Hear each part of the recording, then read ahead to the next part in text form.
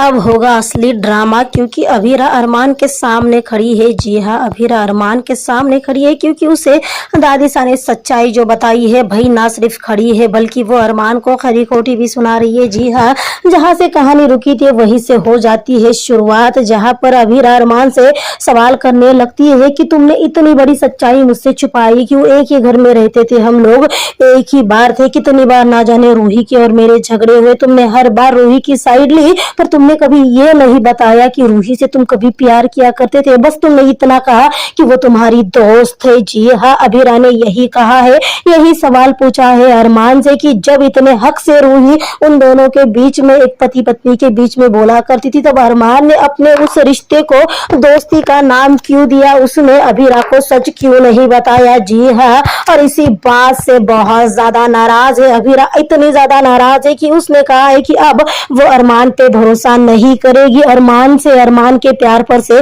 उसका भरोसा उठ गया है। रूही से, मुझसे पहले रूही थी जिससे तुम्हें कल प्यार था, आज मुझसे प्यार है, ना जाने कल और किसी से हो जाएगा और उससे भी तुम यही कहोगे।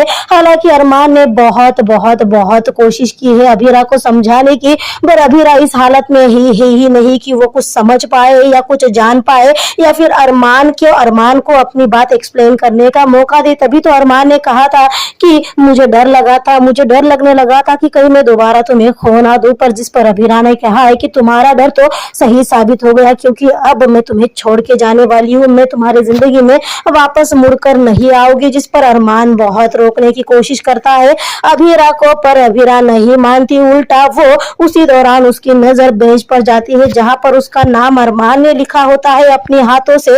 अभीरा फिर क्या थी, वही का डंडा उठाकर अभीरा उस नाम को उखाड़ने लगती है जिसे रोकने की कोशिश करता है अरमान, पर अभीरा उस नाम को, यानी अरमान के साथ जुड़े हुए अपने उस नाम को निकाल देती है। जी हाँ, और वहां से चली जाती है। अरमान अभीरा को रोकने की कोशिश करते रहता है पर उसी दौरान वो गिर जाता है और वो जा रही अभीरा को बस आई लव यू अभीरा कहते हुए रहता है। भाई ये तो हो गई सैड थिंकिंग, पर यहाँ पोदार फैमिली में तो खुशियां मनाई जा रही है। जी हाँ, मनीषा के हस्बैंड, उनके 2 बच्चे और क्रिश मिलकर डांस रिहर्सल्स डांस करने लगे हैं क्योंकि उन्हें पता चल चुका है कि अभीरा और अरमान में सब कुछ सॉर्ट आउट हो गया है और इसीलिए सब खुशी से हंसने नाचने गाने लगे हैं। उसी दौरान दादीसा आ जाती है जिसे देखने के बाद सब रुक जाते हैं, पर जब दादीसा पूछती है तब मनीषा डरते डरते जवाब दे देती है कि वो अरमान और अभीरा एक हो गए। तो इसी खुशी में वही मनीषा ने अपनी बात कही ही थी कि दादीसा हंसने लगती है। उनकी हंसी देखने के बाद काफी झटका लगता है सबको। तभी तो मनीषा पूछती है कि दादीसा आप ऐसी क्यों हंस रही है? जिस पर दादीसा कहती है कि अरमान और अभीरा एक हो गए, इतना बड़ा मजाक करोगी तो हंसी नहीं आएगी तो क्या होगा?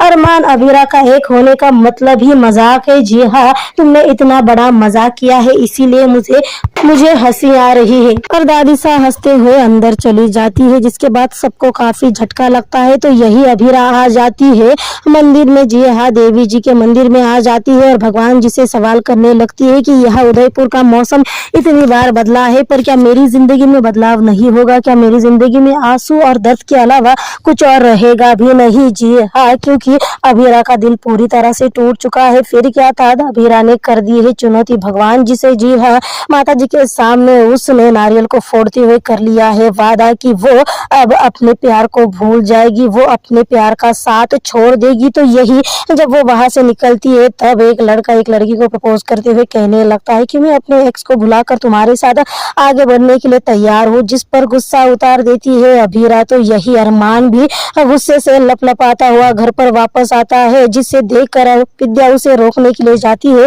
उसके पास जाने की कोशिश करती है जिसका हाथ पकड़ लेती है दादीसा। वैसे अरमान का गुस्सा तो काफी तेज तरार नजर आ रहा था। भाई अरमान आकर सामानों की तोड़फोड़ करने लगता है। तोड़फोड़ कर वो दादीसा के सामने खड़ा होकर दादीसा से कहने लगता है कि आपने सब कुछ बर्बाद कर दिया, जिस पर दादीसा उल्टा अरमान को सुनाने लगती है, ये कहती हुए कि हमने बर्बाद कर दिया? तुमने बर्बाद कर दिया क्योंकि तुमने 2 लड़कियों की जिंदगी के साथ खिलवाड़ किया है। और दादीसा की ये बात सुनने के बाद अरमान खुद को ही दोष देते हुए काफी बुरी हालत में सीढ़ियों पर से चलते हुए जाने लगता है। वैसे सीढ़ियों से वो गिर भी जाता है। जी हाँ, जिसके पीछे जाती है विद्या उसे रोकने की कोशिश करती है तो दादीसा उतने ही गुस्से से अरमान को देख रही होती है। भाई अभीरा वापस आ जाती है घर पर, जहाँ पर उसे देखते थे उसके पिताजी यानी माधव पोद्दार। आप माधव पोद्दार को देखते ही अभीरा जाकर उनके सीने से लगकर रोने लगती है, ये कहते हुए कि उन्होंने सही कहा था, अभीरा को अरमान पर विश्वास नहीं करना चाहिए था। और